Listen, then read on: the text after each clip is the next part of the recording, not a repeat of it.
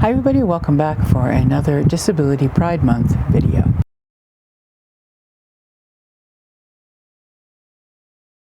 She was a suffragette,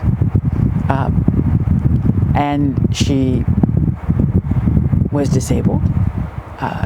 She was in a wheelchair from having had polio, but that didn't stop her.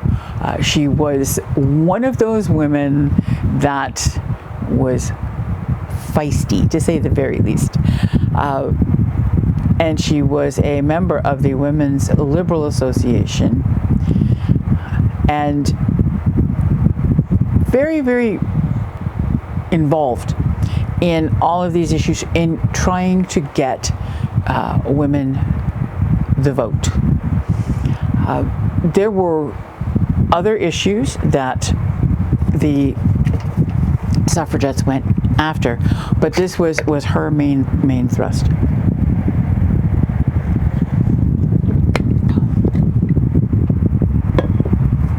Now, she even founded the Greenwich branch of the WSPU, and she was its first secretary, and she took part in the 1910 Black Friday demonstration. And she, at that time, was using an adapted tricycle for mobility.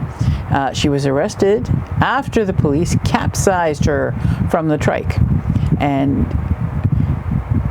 she knew that she was helpless when this happened. I mean, you know, here she's down on the ground.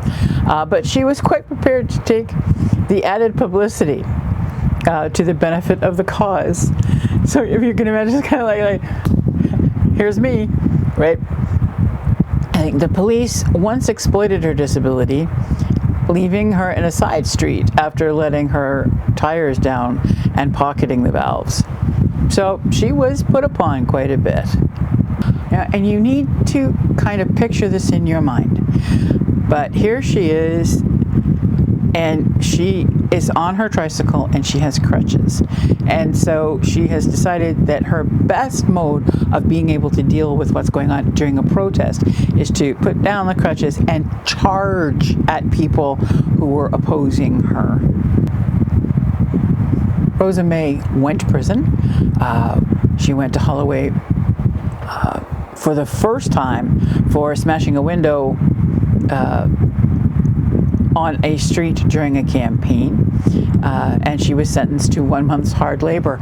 And when she arrived there, everyone at the prison was a bit, flummoxed by what is hard labor, what is she supposed to be able to do. And so she basically had no extra work while she was there. She made friends while she was in Holloway prison, including Dr. Alice Stewart Kerr.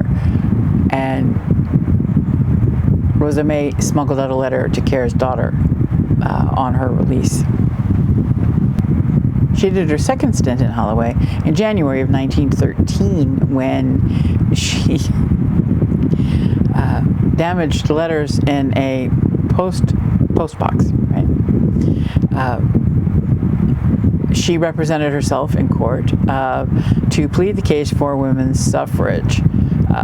Her defense was titled, "The Guilt Lies on the Shoulders of the Government," and that was published in the Suffragette. And subsequently, she went on a hunger strike and was force-fed along with the other imprisoned suffragettes participating in the strike. She became so ill that she was released 2 weeks after her force feeding began. Now, just to let you hear a little bit of her speech so that you know who this woman was and what she was talking about. The first time I realized the pressing need for this reform was 10 years ago when I was working among the inmates of a workhouse.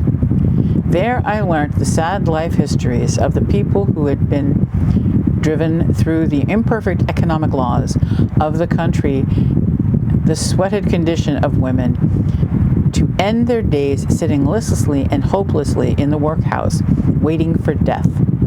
My heart ached, and I thought, surely if women were consulted in the management of the state, happier and better conditions must exist for hard-working, sweated lives such as these, many of whom had beautiful characters.